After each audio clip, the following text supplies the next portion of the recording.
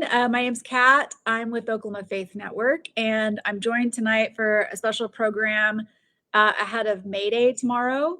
And we're going to be learning all about that. I am coming as a student. I'm here to learn and get educated because I really don't know really anything about this topic, and I'm excited to learn more. So can you all introduce yourselves, please? Start with you, Father Lance. My name is Father Lance Schmitz. I'm an Episcopal priest. I've been in ministry for 30 years, and I live here in Oklahoma City. And I've been a longtime friend of labor. Never a union member because there's not really unions for clergy. But I've always been around labor, everything from steel workers to plumbers, pipe fitters, carpenters, electricians. Just I grew up in a family that was blue collars the day is long, so it doesn't make any sense to me for not to be a part of that sort of world. Okay, Zakk. Boop. There he is. Hi, guys, gals, and non-binary pals. My name is Zakk Flash, and I am a third-generation union member. Fourth-generation Oklahoman. My great-grandfather was a member of the Oklahoma Farmers Union and the Grange Movement.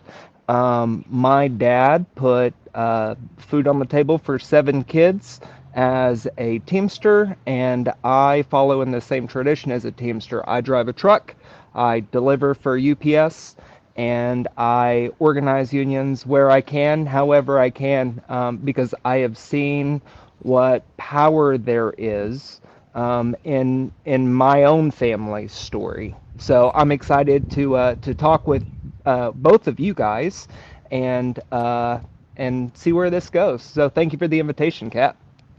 Yeah, I'm excited because I can't remember what kind of, maybe when I first met you, Zakk, I don't think I knew the association with May Day as a holiday that's associated with labor. I actually just came from book club, and there was a woman from England there, and she said that they always had May Day off.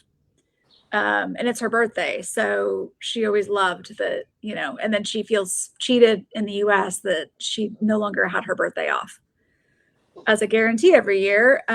So I wonder if maybe it's not, well, I don't know if is it more well known internationally, or anyways, just what is May Day and how is it associated with labor, and how did that get started, first of all? All right, Father Lance, if I may. Oh yeah, go on. I got some chime in too.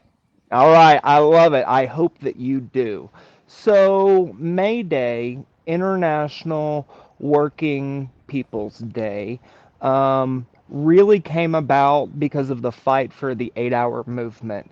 In the United States, and really around the country during the Industrial Revolution, people were living immiserated lives, working from dark to dark and longer, 6-7 days a week.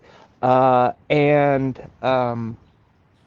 the in Chicago, the workers there organized in 1886 as part of the 8-hour movement, and there was a response from the police that ended up with both workers and police dead.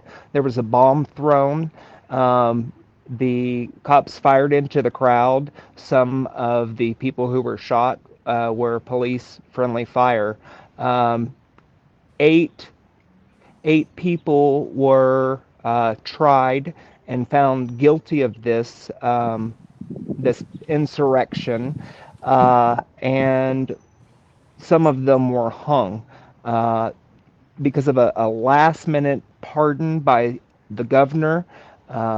Some of the Chicago martyrs lived, but we remember and commemorate May Day 1886 in Chicago, and from that time on around the world, May Day, which had been celebrated as a pagan holiday, as a changing of the seasons.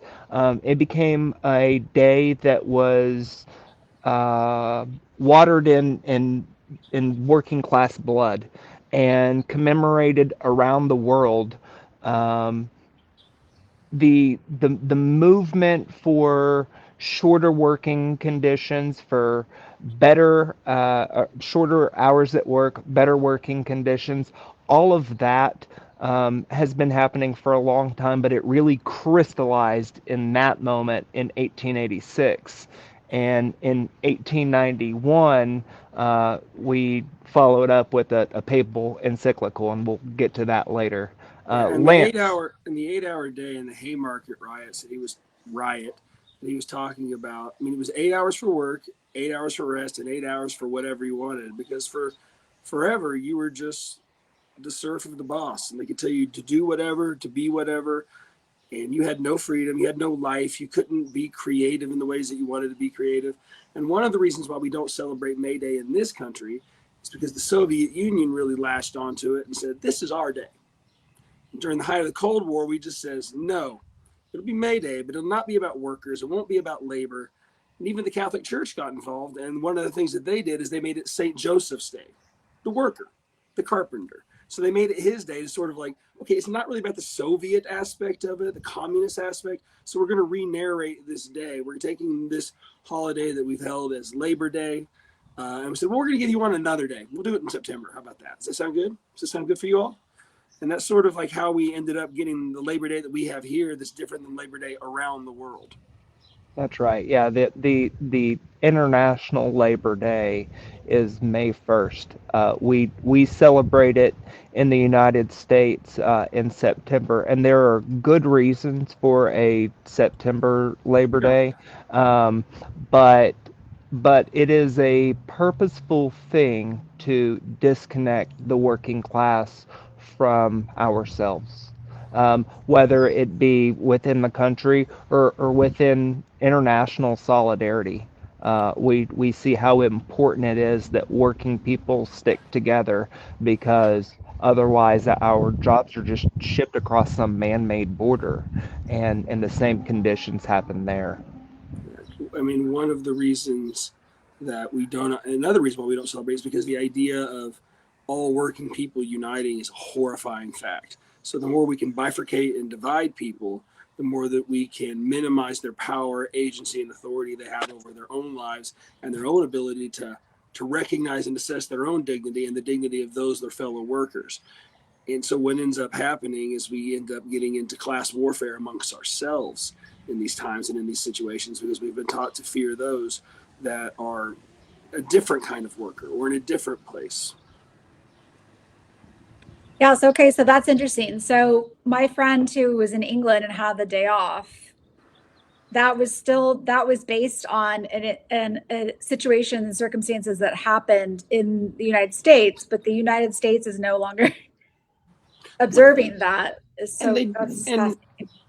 not to not to miss out, May Day has always been spring celebration there. That's why we have maypoles. That's Yeah. why we do the things where we put flowers on people's doorknobs and hang them on the front of their porches, little baskets of flowers. So there is that piece about the turning of the seasons, but it is a day to celebrate the power of labor, the power of work. And then I saw that like tomorrow, I saw they are asking people to not work, to not buy. Is that sort of a newer thing, or is that been sort of part of a historical observation of this day? This is just this is a way of recognizing what May Day is, but it's also an iteration to see the current. It's an iteration of protestation against the current political climate that we find ourselves in. I don't think Okay. that there's been a history of America saying we're not going to work on May Day, but I think it's just a convenient day to hang our hat on to protest the current political situation that we find ourselves in the midst of. The Mayday Coalition that has put together that call was really inspired by the organic networks that emerged in Minneapolis and St. Paul when ICE invaded those communities.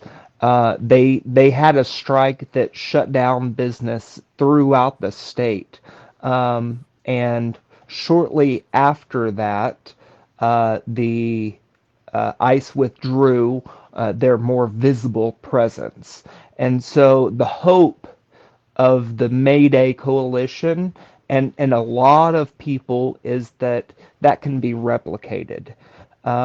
May Day is a pretty historic day, like Lance said, to hang our hat on for that.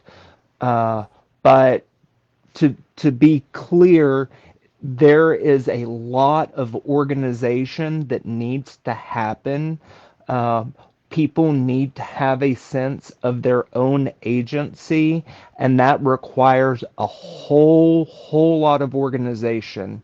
That requires a whole lot of one-on-one conversations and heart-to-heart conversations about what people are willing to put on the line for themselves, but also somebody they may not know. Because unions are about solidarity, and sticking up for the person next to you on the line.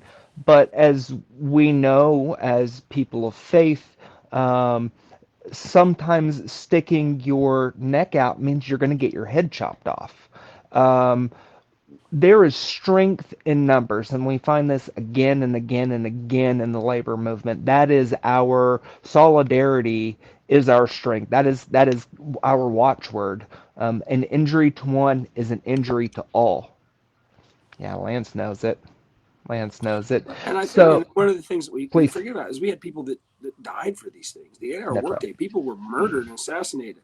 You had the Ludlow massacre in Colorado of striking mine workers. You had the battle of Blair Mountain. miners were being had carpet. They were being shrapnel bombed by the government that was brought in. I mean, so the idea of solidarity, yeah, it puts your life on the line, but also the idea that these people are fighting for things that are not just about themselves. It's about the people around them and the people that come after them. And that's just not a kind of way we talk anymore. That's right. So, how is all this sort of related or relevant to people of faith? And how have communities of faith and people of faith been sort of involved in the labor movement and been helped that along, or been really closely associated with it, related to the call of their faith? Padre? Yeah.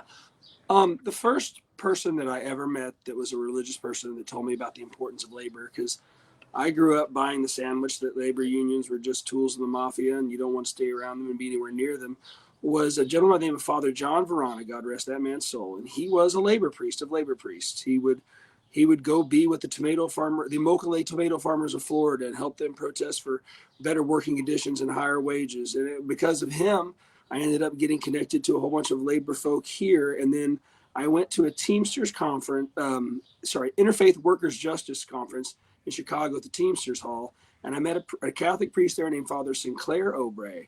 And Father Sinclair was a maritime priest, and he was one that was organizing dock workers and shipbuilders, and that was what he was doing. And this isn't like a relic of antiquated history. This was a contemporary to myself, and he was doing this. And he was the one that started introducing me to papal encyclicals and the things what the Catholic Church says about work, but then also talking what the Protestant churches have said about work, and then about just the power of the tradition that I had come from, evangelicalism, about evangelicals and social reform, because evangelicals historically had been on the forefront of women's suffrage, of labor rights, of civil rights. And somewhere over the last 30 years, they've traded all of that. But we were always on the forefront of what we would call progressive issues, but what we would just call at the time, and I would call today, just Christian issues. Learning to love your neighbor as yourself, and recognizing and responding to and elevating the innate dignity of the human person is something I can't say enough about. It goes back to this idea of solidarity. We're all in this together. And the sooner that we can recognize that my lot in life is tied to your lot in life, the better we all are. My family came to this place, to the New World, in 1660. We came as part of King Louis XIV's mission to what became Quebec in Montreal. And at that point in time, the mission most of the year was frozen. It was desolate. Men outnumbered women 6 to 1, and the colony was going to die. King Louis took 800 women, girls really, mostly orphans, people who had been left in at hospitals, foundlings, and offered them a royal dowry if they would go to the New World and be part of this thing. And 10% of them died on the way over. But the ones who stayed founded a people. And that's my people. That's where I came from. Somewhere along the way, we made it to the Great Plains. My family helped found Our Lady of Victory Catholic Church in Purcell, Chickasaw Nation, Indian Territory in 1886. And we saw the land run come by us. Before this was Oklahoma. And going through the Great Depression, going through 2 world wars, going through the Dust Bowl in Oklahoma in the 20s and 30s, my family lived in a hole in the ground with a sod house. In just a few generations, my dad met my mom, and he converted to Catholicism. My mother's faith, and he learned about Catholic social teachings. He learned about the papal encyclicals, about Rerum Novarum, the 1891 papal teaching, a teaching document, a pastoral letter from the Pope to the bishops on the dignity of the worker, and how important it was that oftentimes when we hear Catholics talk and they talk about the sanctity of life, they're talking about abortion. But the Catholic life ethic is supposed to be about a quality of life from the cradle to the grave, to natural death. And what happens in the meantime really matters. And for the most of us, we're working people. We sell our time and our bodies to someone else. Under this economic system, that's what we do. And in exchange for them making a profit, they give us a little bit of money. Our faith tradition in the Catholic Church, my family's tradition in the Catholic Church as labor people, says that the people who do the work at the point of production where everything is made, where you take a bit of nature and you add physical labor, man's creativity to it. When you do that, you make something new, something special. Lance would call it something holy. You take regular dirt and you add something divine to it, and something new happens.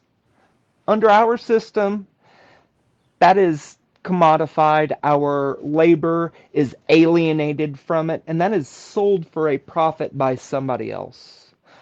I would argue that we should get more of that value because we need it to live. Lance? And we had been talking about this recently about how, in the Christian tradition, we talk about God as creator. And we talk about ourselves being created in the image of God. So what does that mean? We're all creative creatures. We're all creative beings. And all work is creative. Everything from custodians and janitors all the way to lawyers and physicians. Everything is a creative act. We are doing something and making something and calling for something. We're calling forth order from chaos. And that's like the holiest call we can have. In the Jewish tradition, is tikkun olam, to repair the world. It's That's all right. a creative act. And that's all that we're doing with these little lives of ours, is trying to do these things so that our fellow brothers and sisters, both of faith and also without faith, can have a bigger piece of this pie of life that is bringing them dignity and wholeness, and setting aside this space and time so that they can live into the fullness of whatever their life is calling them to be. And I think it is a shame that so much of Christianity in this country has been reduced to what happens when you after you die. Maybe that's a product of post-Civil War Reconstruction, when everything was falling apart economically, and that's when the rapture notion really took off, because it's about how we live now. That's a far more interesting expression of the faith, how we care for each other now, how we care for the world now, not later. This isn't practice for something else. This is practice for now. Amen. And labor and the things that we do with our hands is living into our divine mandate as caretakers, as tenders, as people that build something beautiful for the world around us, for our own liking, but also for the enjoyment of others. And we get money on the side, yeah. But the sad thing is we've lost the notion of what it means to build something beautiful, because we have been so weighed down by a system and structure that crushes and oppresses us for the sake of a few people that run off with all the money.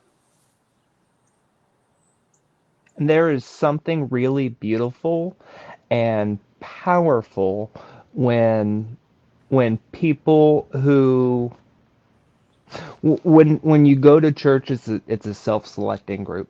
It is people who go there because they believe the same things. When you go to work, you you may all believe different things, but you're doing the same thing, right? And so a union is a really, really unique thing, because what is required is to take all of these people who are doing the same thing and elevate them just a little bit, so that way they're thinking about themselves as a worker. They're thinking about themselves as an agent of change, that they are not just a cog or someone who fills a seat from 9 to 5. Once they can see that together with their coworkers, that they may be able to get out of their job, not just better remuneration, but something more. There's something that happens when people come together and they talk about what their struggles are, and then what they might be able to do about that. And that's an emergent thing. It's not really something that can be planned. The things that can be planned are all the structure that goes into it, but it requires all of those people. And so it is really hard, and it is not easy. But I don't know anything else that's more important, because we spend most of our lives at work. I spend more time with people that I work with than I do with my own family, right? And so, what does my employer owe me? What is an economy owe me as someone who powers it? We live in the richest country in the world, in the United States, the most powerful country in the world, and it is all made up of individual people just pushing this thing along. What is that? What is that economy? What does that community owe the individuals within it? Um, that's what we're trying to find out.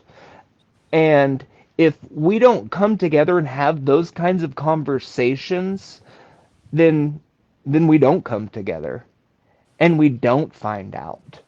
And And whoever is in power and whoever has the money will continue to have the power and the money.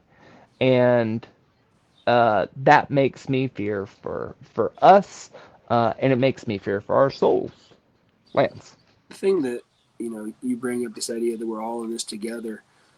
I don't want to demonize management, but I think the thing that is so beautiful about unions and contracts is everybody gets to be on the same page. There's no secrets hid. People are never down on what they're up on. So if you have a contract, it says these are the rights and responsibilities for my side and for your side.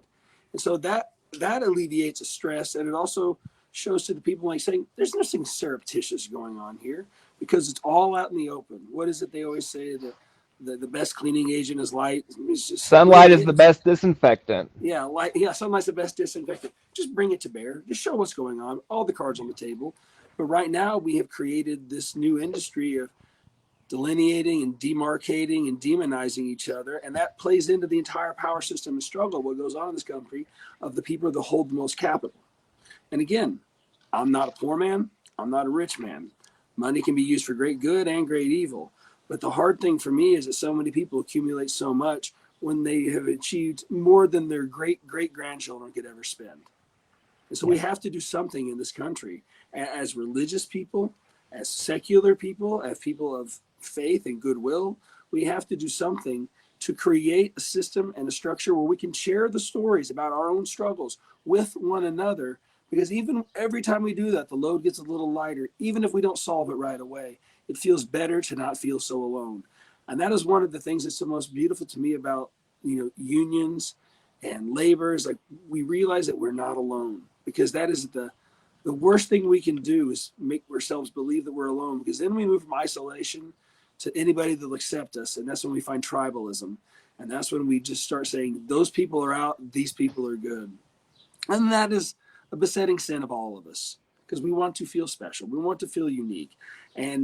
But I think that when we do this and we do it right, we recognize that we're all in this together, and that all of the directions in life that we're on are all together. And none of us are really alone as much as we think that we are. Yeah, before we kind of get into more like economic justice side of things, I just want to comment that I'm realizing it's sort of, this really touches on like two of the deepest spiritual questions that we have, right? Or needs, I should say, spiritual needs. One of which is to feel like we belong. So that speaks to what you were just saying, Father Lance, about understanding that we all have a deep need to feel like we have a unique contribution. There's a reason that we're here. We have a unique contribution, that we're part of this larger thing that's happening. And that we have our, everybody kind of has their own unique thing that they can do or they bring, and we all have to show up to our own lives and bring what we can. And there's value to that. And then secondly, it's interesting because I've been, my father has dementia.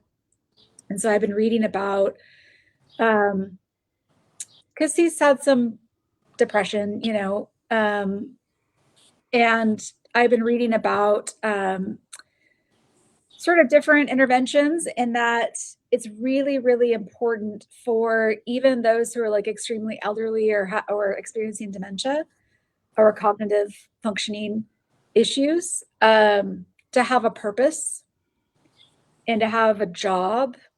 And that, like the assisted living facility he's in, typically they'll have lots of activities for them to do, but that's not the same thing as having a purpose. That they have a specific function that they do that contributes to the health of the community, whether that's, they're the ones that pass out the snack or water the plants, or and I've just been kind of thinking about that, just generally what a deep spiritual human need that is, to feel like because when you look at the a mental health issue that people are experiencing, in addition to loneliness or whatever, I mean, there is, I think, a lack of recognition that you do have, like, understanding that you do have a purpose here, and what is that purpose, and that you have value, that, and it does not necessarily have to be, you don't have to have some outstanding gift. I mean, it's just you sort of showing up, and whatever your contribution is valuable. So I'm just like kind of tying those things together. And what you all are saying is really important. Aside, In the late 90s, early 2000s, Robert Putnam wrote a book that we all kind of read at that time called Bowling Alone, about the death of third-party mediating institutions. That's how we maintain democracy. That's how we maintain sanity. I mean, the isolation piece that you talk about in dementia and all of those things, losing the ability to hear. The fact that Medicare and our insurance doesn't cover hearing aids at the level they should cover them at. Because when you lose the ability to hear, that becomes an isolating factor. And when we're isolated, we're manipulated, or we're depressed, or we're despondent. And one of the things that I don't understand why more congregations, religious institutions are not out there creating opportunities for people to gather so that they don't feel so alone. Besides just all of the religious piece, the existential questions, but just creating space for people so that they don't feel alone, because that leads to a flourishing of democracy and society and communities that we are so deeply and desperately in need of, because everybody feels alone. And the best thing we can do is just bear witness to someone else's struggle by listening to them, because that is a healing balm. It is one of the best things and the coolest things that we can do. One of the things that I find most treasurable about my own life is people ask me, says, what's your job? I'm like, to be a non-anxious presence in people's lives. It's the greatest gift I have to offer. And it's the coolest thing I get to do, that I get trusted to be in people's lives all over the place in various ways, that I'm the one, because of my role in the church, but I'm just invited to be in people's lives and to be there for them and with them so that they don't feel so alone. And that's what I think the power of the union is. You don't feel alone in your struggles anymore. People are listening to your grievances, and they're going to bat for you, so that you're not just tossed out on the street from your job because of any reason that management or the bosses have made up at any given moment. Yeah, Catholic social thought envisions a complex, layered society founded on individual initiative and shared No. itself. Let's see. Okay, I thought I was getting kicked off this thing. Um, through like participation in a lot of organizations, it's the inter interrelationship of all of these organizations that um, really creates a cohesive whole. Lance, can you talk a little bit about subsidiarity? Yeah. So he talked about the complex layers. The thing that we should do more than anything else is the notion of subsidiarity, solving the problems at the smallest and most local level possible. I watch what's going on in the federal government, but I realize at many levels I'm powerless to do anything. But I can do something with my neighborhood association. I can do something with my city council and my school board, because all politics is local. Even my own family is a political unit, because what is the purpose of an institution, a political institution? To transmit values through time. So I'm trying to inculcate my children with a certain set of values so they can go out into the world and inculcate the world with a certain set of values. And that's what we're all trying to do with everything that we're doing with our lives, is trying to solve the problems around us that we see. But the sad thing is I have a neighbor 3 houses down. I may not know their name, because that is a skill set that we have lost, because we think that everything has to be solved at the highest level possible, rather than just starting where we are. Because when we start where we are, then we figure out we're not alone. There's something that I can do. We don't feel impotent and powerless to do anything, because we figured out there's things around us that we can do. And the more cohesive and safe our communities and neighborhoods are, the better our lives will be, the better our jobs will be. And we don't have to create scapegoats to foist all of our anger, frustrations, and hurts upon, because we feel so powerless in our own lives, because we have created a network of community and reciprocity with one another. But that's just me talking. But yeah, Zach, when he any? talks about, he's Oh, talking go about ahead. anti-social teaching and the layers. Even the Catholic Church recognized in on the New World Order and on labor, the two papal encyclicals, that society is what society is, and there are things that have to be done at certain different levels. But the primary agent of change starts with us, because I can't change the world, but I can change me. When I start changing me, that means that the world starts to change around me. But if you've never read either of those two encyclicals, they are well worth a read. Rerum Novarum, and I can't remember how to say it in Latin, but the one that's just on labor, because Rerum Novarum is the New World Order, and the other one It just left me. But I have it in my house, but I don't have it with me. I So know. I was raised Catholic, and I think I was mildly aware of the Catholic social teachings, but I feel like that had kind of stopped becoming a focus in more It's the recent best years. kept secret in the Catholic Church. Right. And so what Best a kept secret. Look what you did, Lance. Look at Yes, me. it is the best kept secret. It truly is. so what do you why has that kind of taken a back seat? Because I also Uh, I loved, I had a lot of back in the day, it's no longer such, but the parish I grew up in was like the hippie church. And so I think it was a lot of those sort of like people who converted to Catholicism like in the 60s and 70s.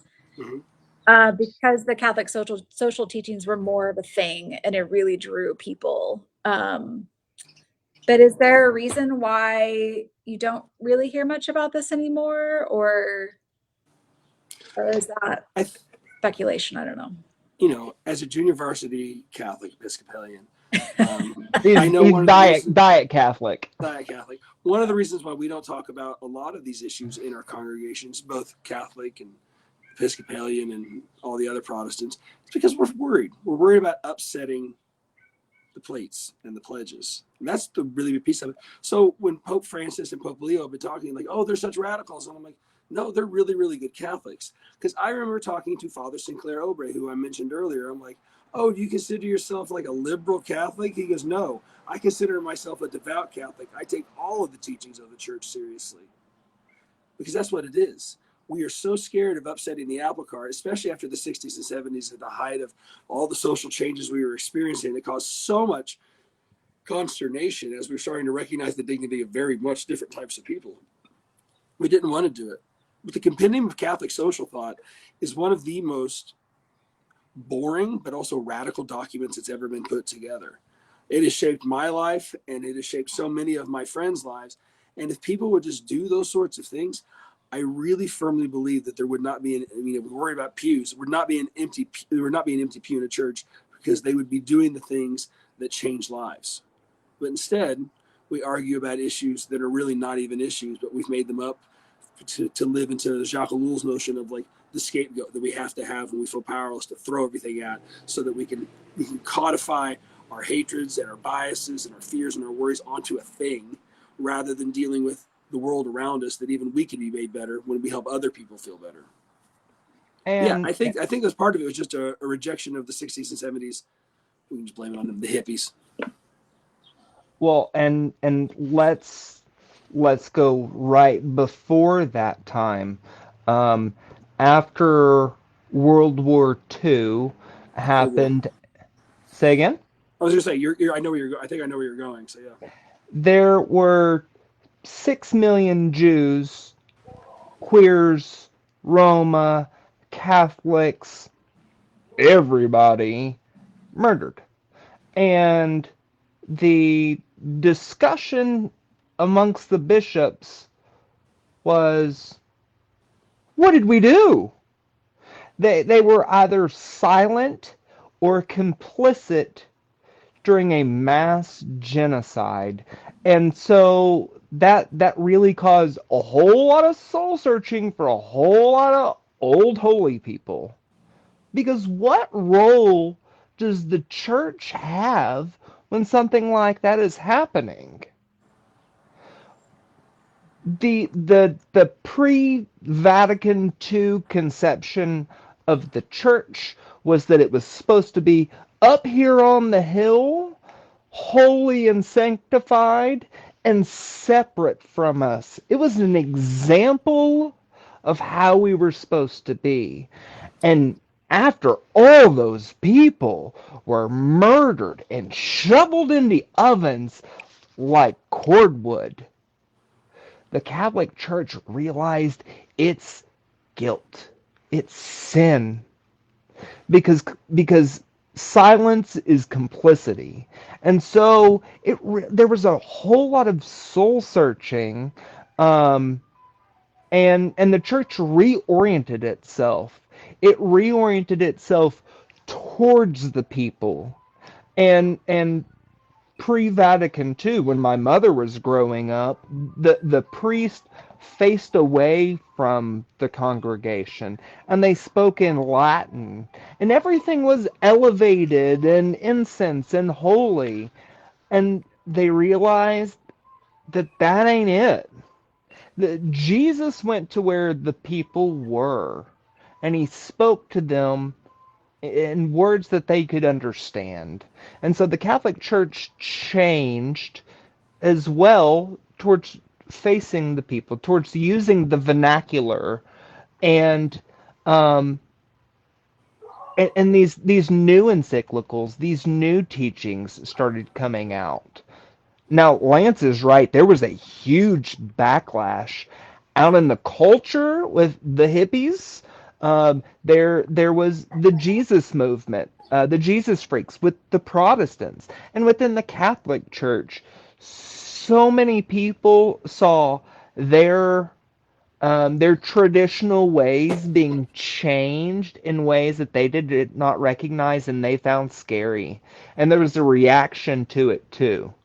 When people think of the church, they think of this great monolith, but there are so many, especially within the Catholic Church, which claims to be a universal church. There are conservative strains of thought. There are liberal strains of thought, radical. Um, although, Yes. Yeah. but they wouldn't call them any of them. Yeah. No, they just call it Catholic. And that's really kind of the beauty of a church that is supposed to be Catholic in the Catholic universal sense. That it's supposed to be able to hold all of this because God speaks to us in different ways. And how we engage with God is a part of creation. Like Lance talked about, we are co-creating and being part of God's creation. I had the opportunity the last 2 days to speak with my high school. I graduated from Mount St. Mary's Catholic in Oklahoma City, and I had an opportunity to speak last week with Mr. Beckman's theology class.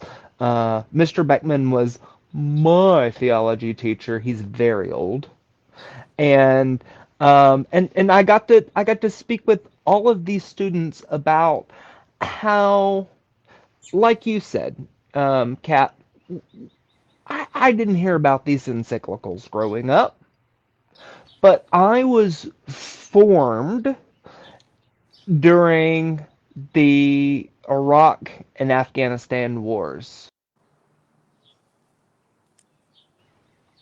Disconnected. I was in that high school at Mount St. Mary's when the second tower fell. And I watched people who told me about God's love and benevolence and mercy go into a bloodlust. And that caused a whole bunch of soul searching in me.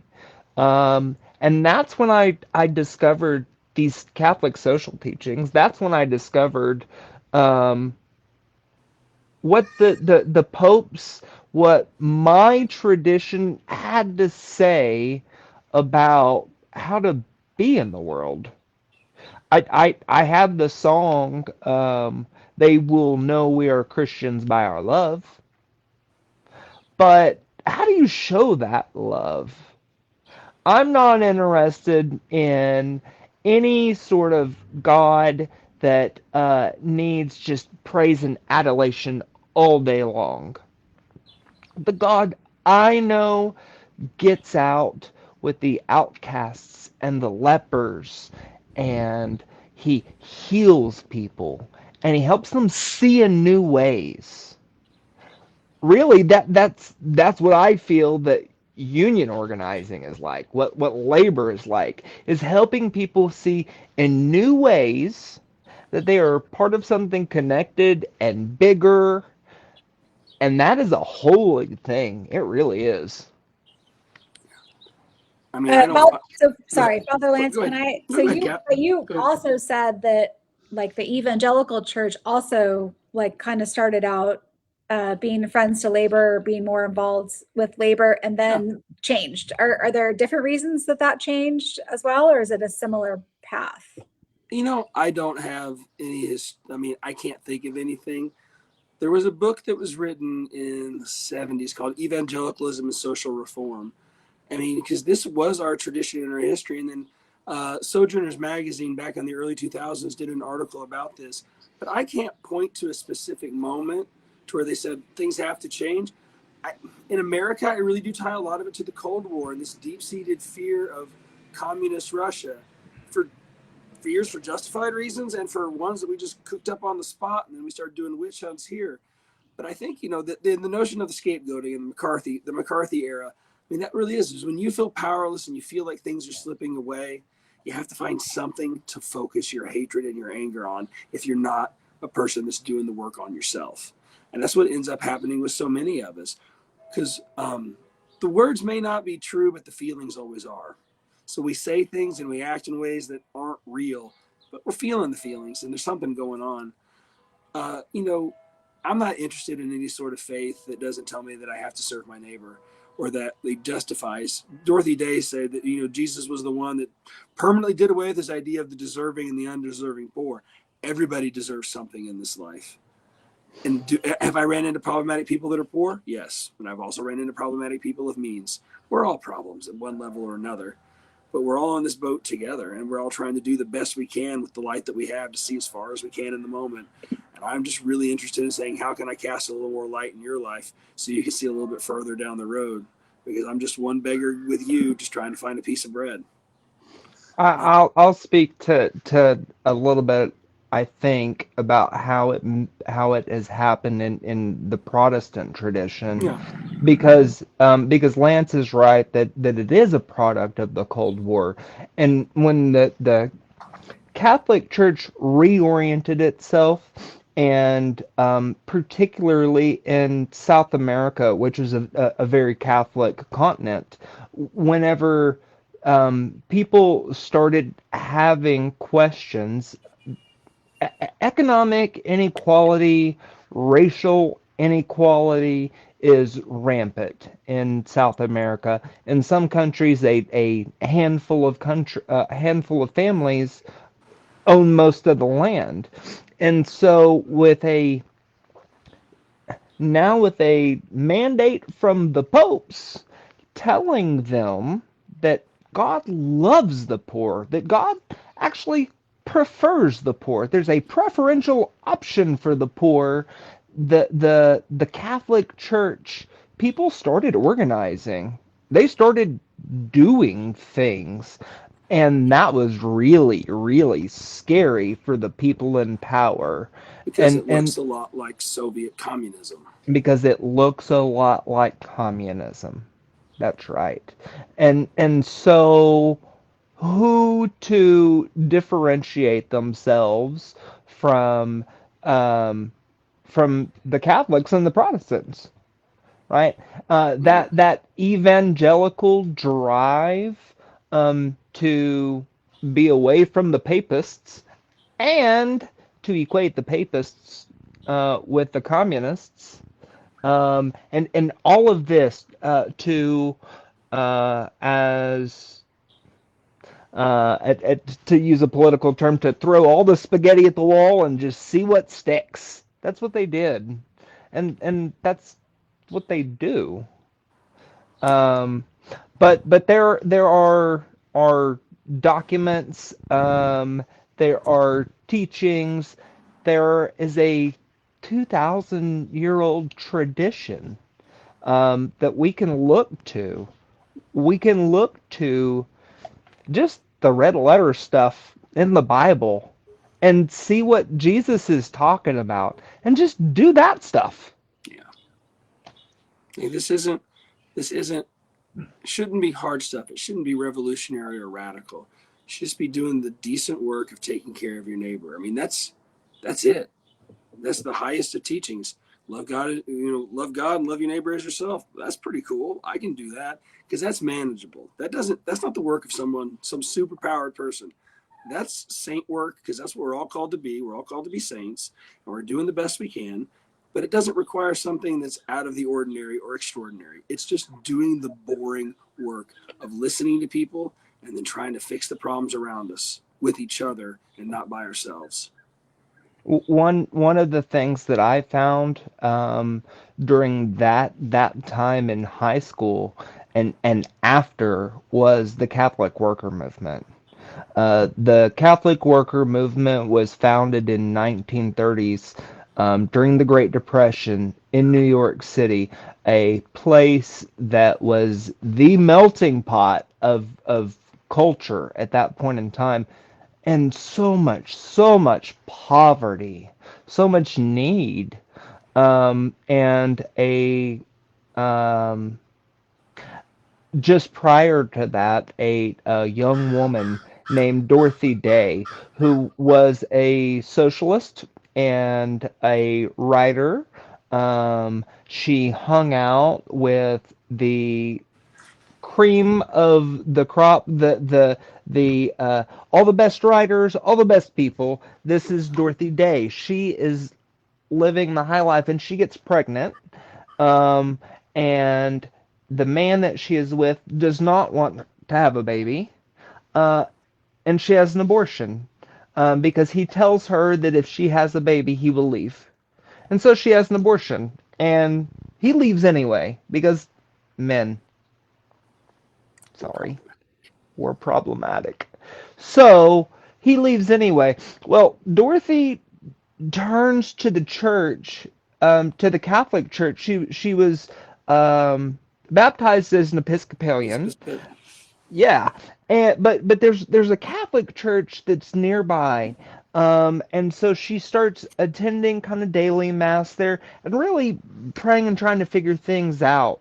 Um, she's dating this rationalist, this anarchist, and she becomes pregnant again. And she really feels like this is a sign of grace because she didn't know if she would ever be able to have kids. She thought that she had screwed things up in a bad way, and she's going to church, and God let her body carry a baby. And so she tells this guy, I want to have this baby. And he doesn't. He dips. But she doesn't. She stays.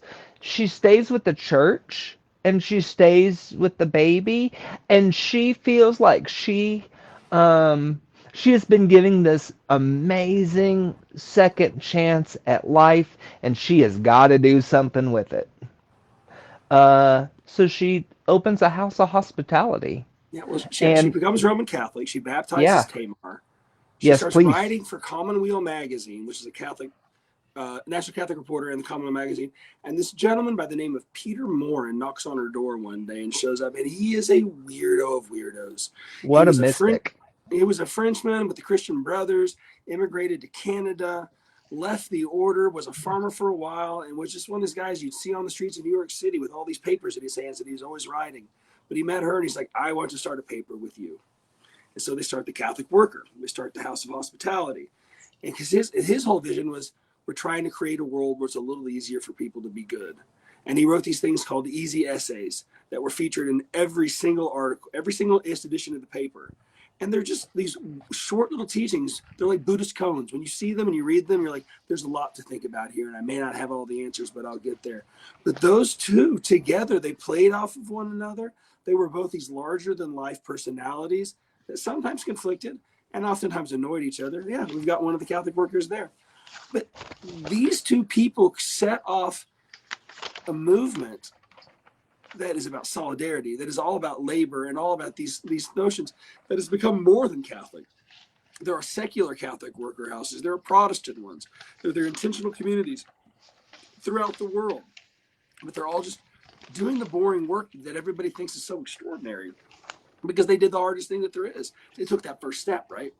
Because doing the first step of anything is the hardest, whether it be dating, whether it be weight loss, whether it be anything. But doing this kind of stuff, this is the stuff that gets addictive.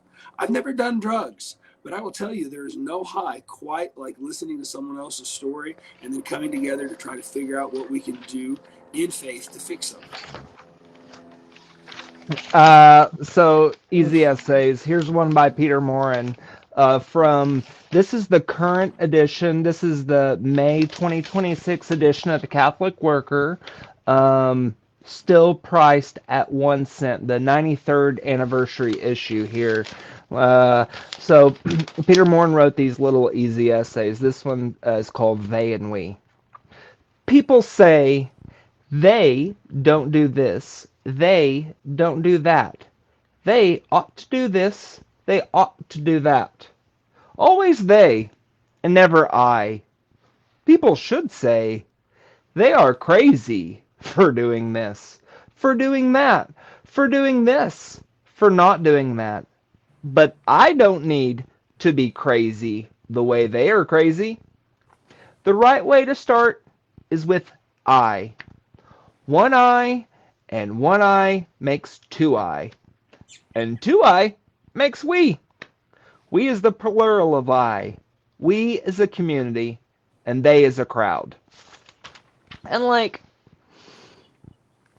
sit with that, right? Yeah, there. Yeah. Some of it comes across as the psychotic ramblings of a homeless man. And some of it is so profound. And really that's the miracle of this whole thing, is just being present for all of it. Just opening yourselves. Right there. Like I told these students that the Catholic conception of education is not that we are empty vessels to be filled up, but we are clay to be formed. And when clay stops being worked on and becomes dry and brittle, and it turns to dust, and it's not anything good. But if we can open ourselves to the Holy Spirit, if we can listen to what God may be asking us to do, if we can allow ourselves to be formed and loose, then we can be made into something that's really useful, really something powerful and beautiful. But it requires us to let go of all of our kind of preconceived notions of what we're supposed to be doing, and just, like with subsidiarity, like with personalism, just seeing what we can do right in front of us, seeing where we may be called to the task right in front of us, hearing the cry of the poor right in front of us. And to bring it all back, it comes back to this notion of solidarity. Eugene Debs was an early labor organizer, industrial workers of the world, train workers, engineerman's human.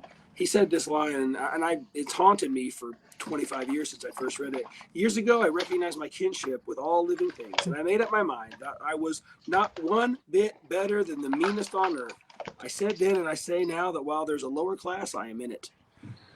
While there's a criminal element, I am of it. And while there is a soul in prison, I am not free.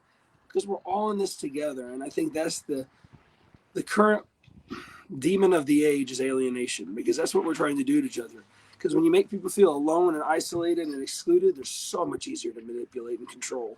Because they either feel like they're so tired and worn out they can't do anything, or they succumb to the evils of tribalism, where we all think that, well, my group is better than your group.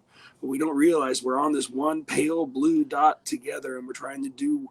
And if we could just hold that in mind, that we're all in this together, we can do amazing things. And that's one of the things that's so hopeful to me still about the church, but I haven't given up on it. I've been going since I was 13 years old, and I still haven't given up on this notion because I have seen what the power of community can do. There's been times in my life when I have struggled with the belief in God, but I have never once struggled with the belief in the power of institutions to create communities of reference where people do not feel alone and where they don't feel like their problems are all their own to carry.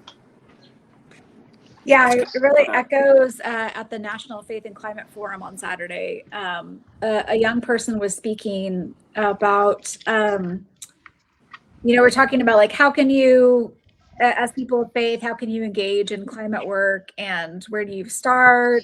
And she was saying, just like getting messy, literally messy, like dirty, like getting in your hands in the soil and trying out with a garden, whatever.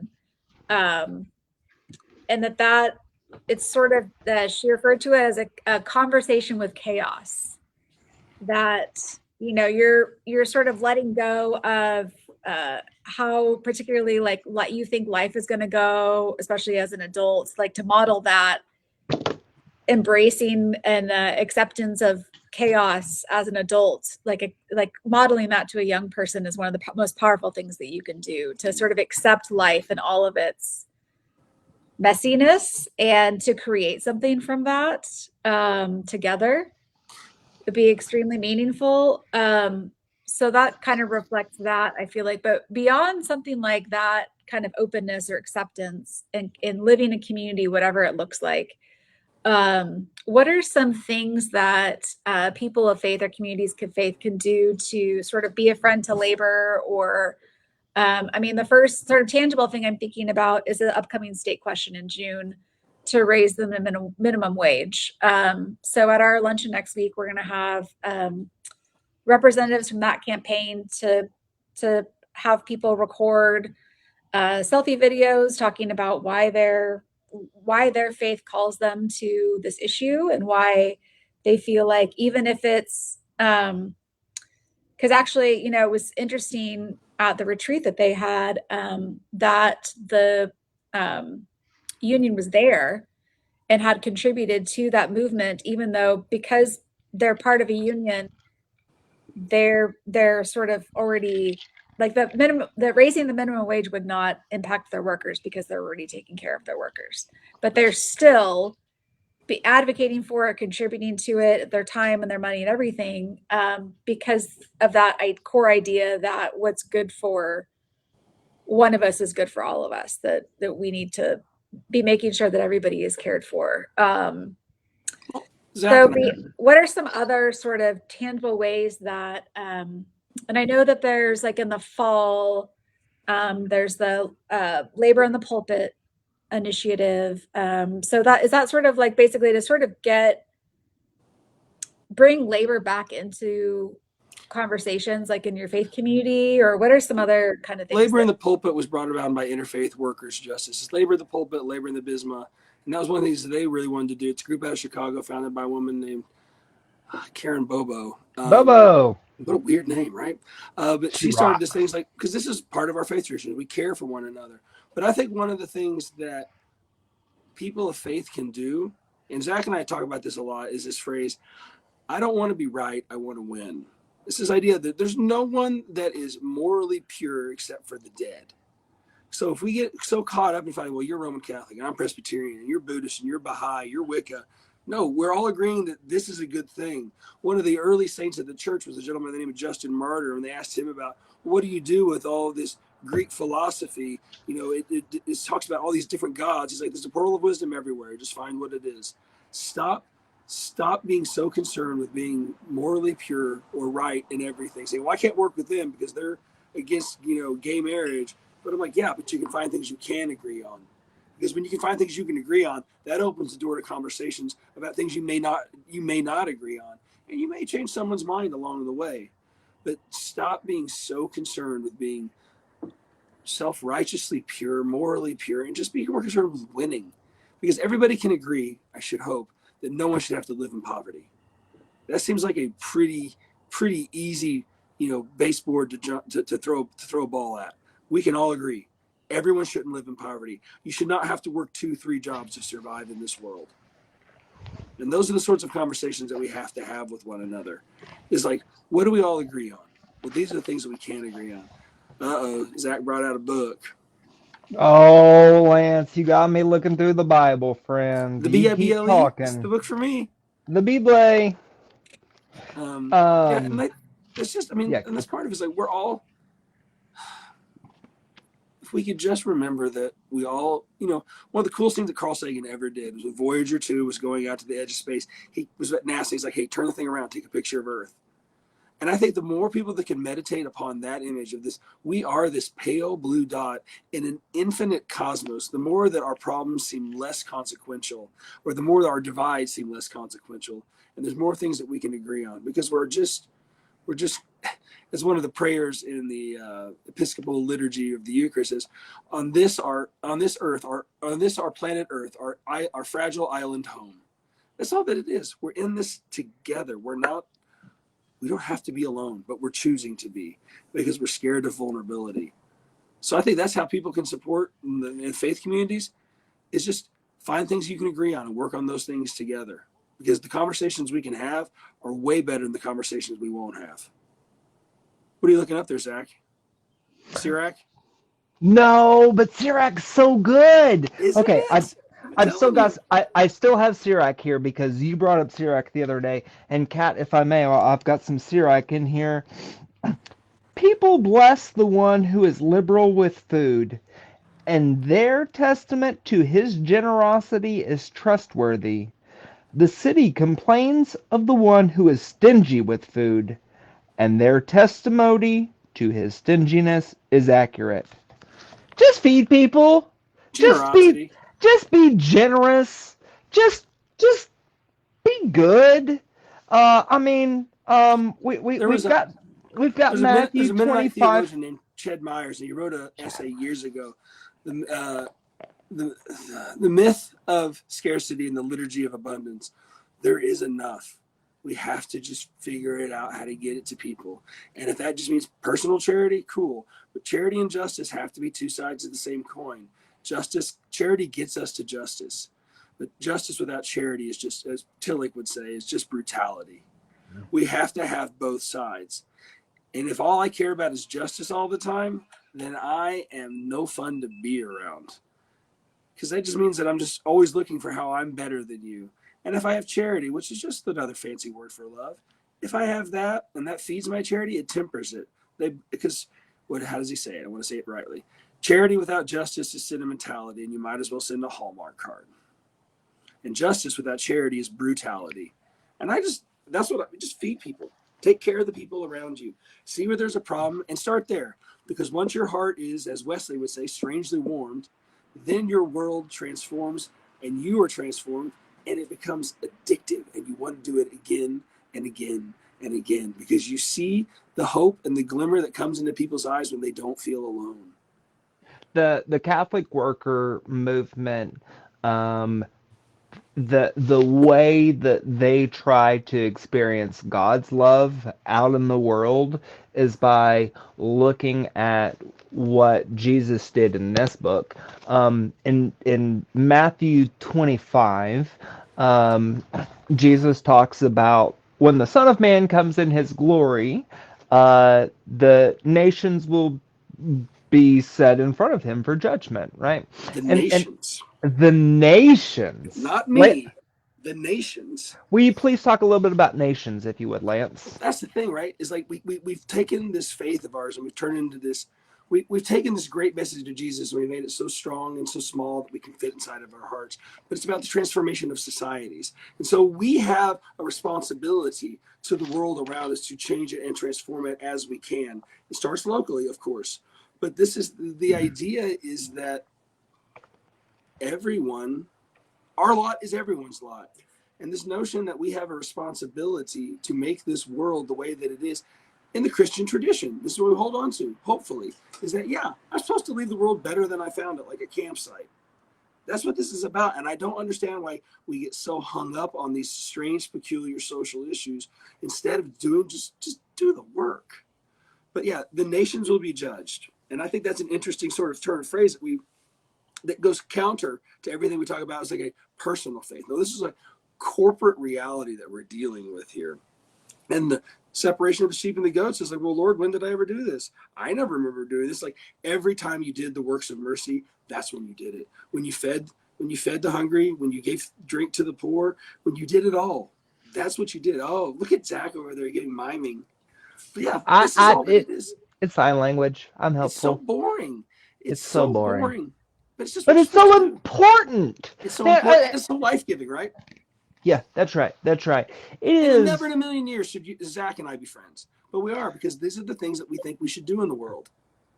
We met at Occupy back in 2012, and we just said, no, we're supposed to do these things in the world. Take care of people. Duh. Yeah, it's not hard, but it's not easy, Yeah, right? it's not hard, but it's difficult. That's exactly right. Yeah, this kind of conversation came up on Interfaith Advocacy Day, and then again at the Faith and Climate Forum, where I'm like a quiet person. I'm a kind of behind the scenes person. Like I'm not like Zakk up there literally with a bullhorn at the No one really is. leading the march is not really my thing. And so, I think I want to have a program just on like something around the lines of introverts for justice or something like that, because I recently visited First Christian Church in Norman, and was really heartened by, they had a series of prayers, and one was for the advocate who was loud and giving speeches and being at the front of the crowd, leading the crowds or whatever. But then they also had a prayer for the quiet endurance of, you always need, any movement needs somebody to take out the trash and cook the food and set up the chairs and the tables and bring Dorothy the Day once said, everybody wants a revolution, but nobody wants to do the dishes. That was her that said that? Yes. We meet those people. My friend Jonathan every once in a while would lead music at my church, and he had this great song he'd sing with the children. All God's creators got a place in the choir. Some sing low, some sing higher, some sing up top on a telephone wire. We've all got something we can do.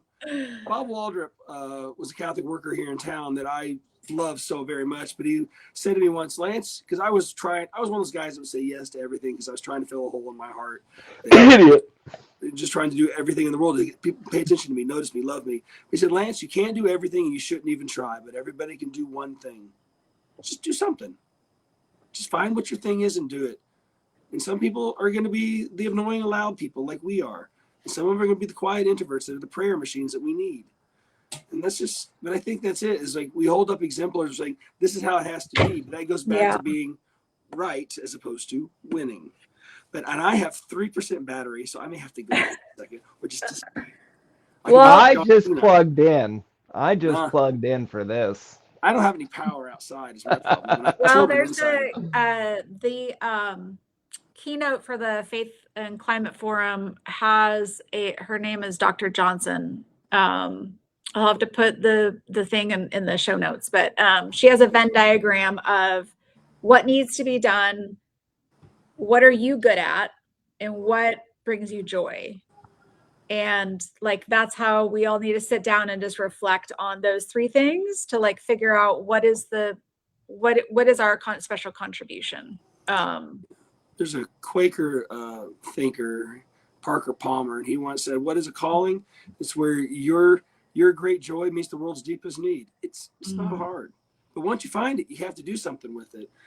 There's a Methodist professor named Tex Sample, and he's a good old Texan guy. And he once said to me, he's like, Lance, a call to ministry is like throwing up.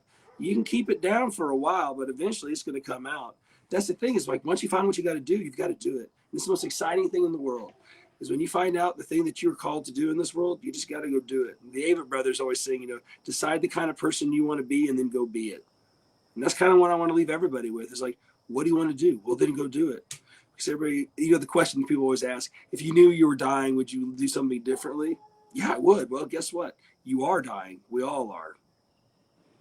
My dad died at age 58. And my family, we took care of him at home until he died. That's what he wanted. That's what we wanted for us. And it really transformed my family. Um, Five sisters, three of them became nurses. One of them married a nurse. They work in hospice. They work with mentally ill people, inpatient psychiatric.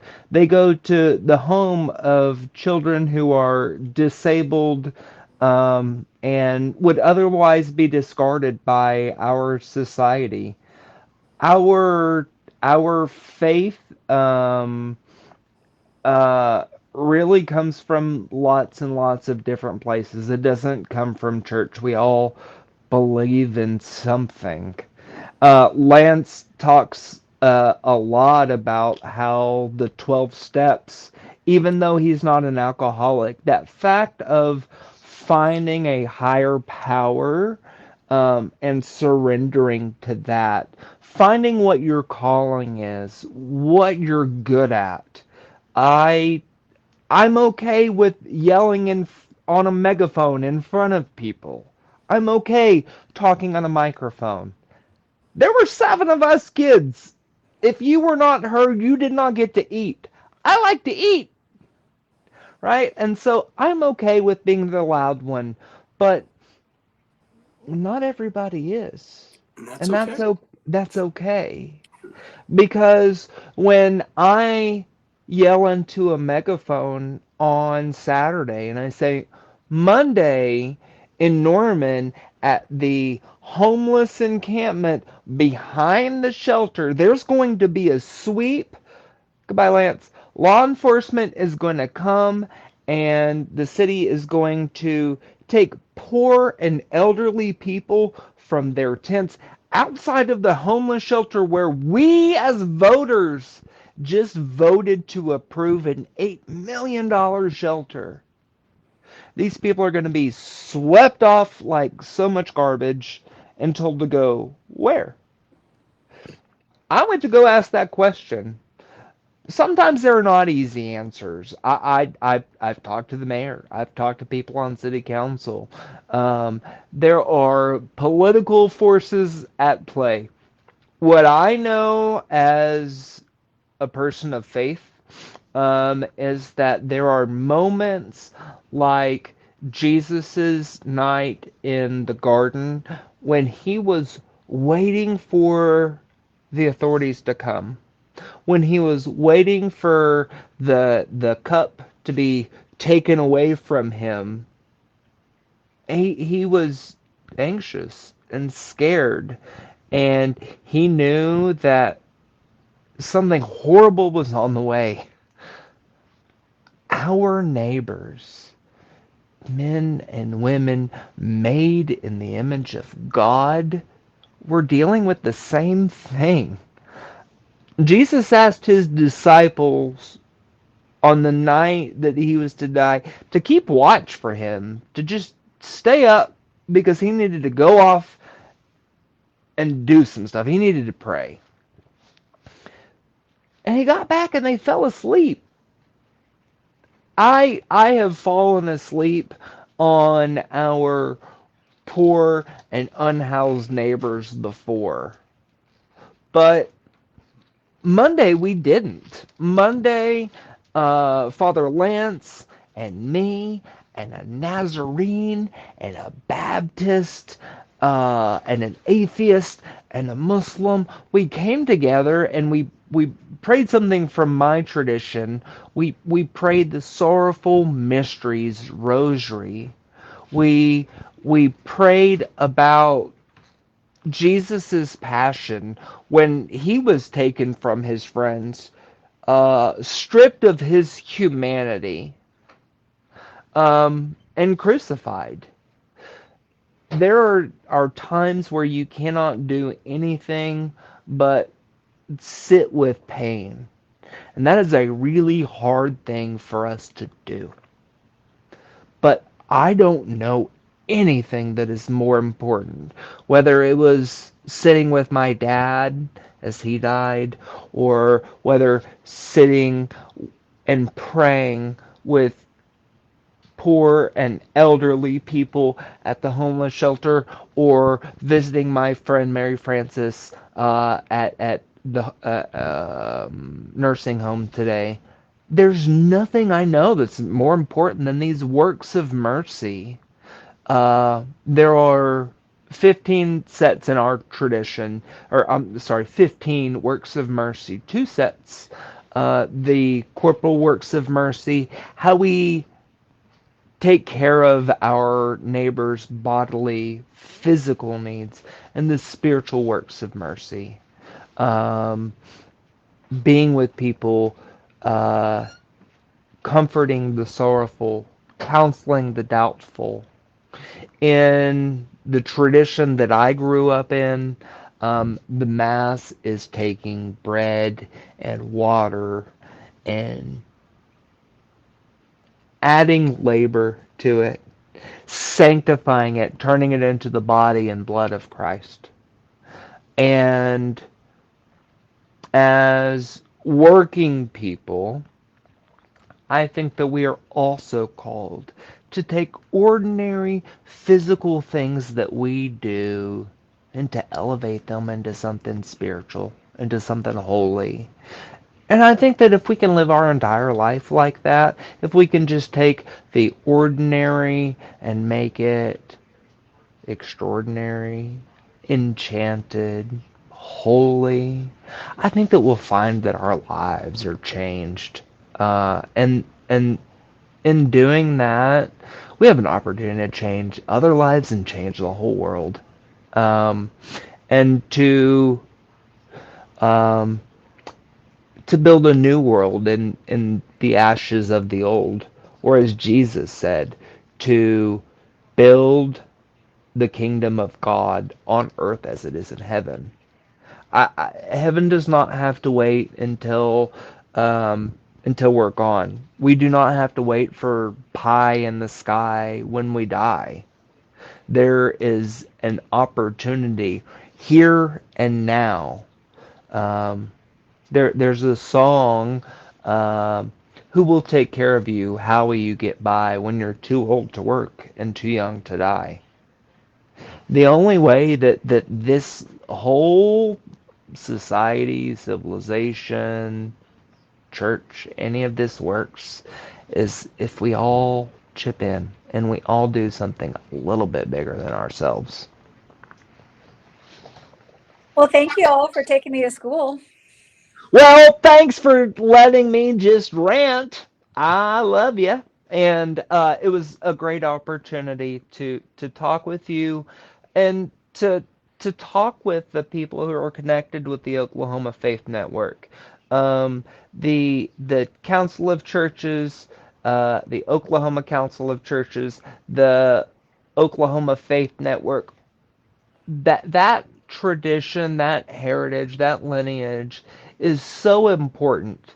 Um, as a labor guy, I know that the boss will try to divide us by what language we speak or what race we are. It is really easy to keep people apart. My faith tradition tells us that we are all brothers and sisters in Christ. And so taking that message into my work, into not just taking faith as a Sunday morning kind of thing, but living it out 7 days a week and making it a part of your life, letting it transform your life is so, so important. Whether you are Muslim or Christian or a Jew or atheist. This is so, so important. We need each other. We need each other so desperately. I tell folks, we're all we've got. Um, if God works in this world today, He's working through us. And that is a opportunity and it is a challenge. And if we are a people that believes in heaven, then we we know that there is a hell awaiting. And that language can turn people off, right? But I know that my soul needs me to do these things. That my sanctification, my purification, that my path to heaven, away from sin, which is a turning away from God, that all of it lies through simple acts of mercy. So wherever you are, whatever you believe, just go out there and love people. Just love people. Let it transform you because it will. Thanks, Kat. Thank you, Zakk. Thank you for all your work in the community. Thanks, sis. Goodbye, Lance. All Goodbye, Kat. right. Good night. Good night.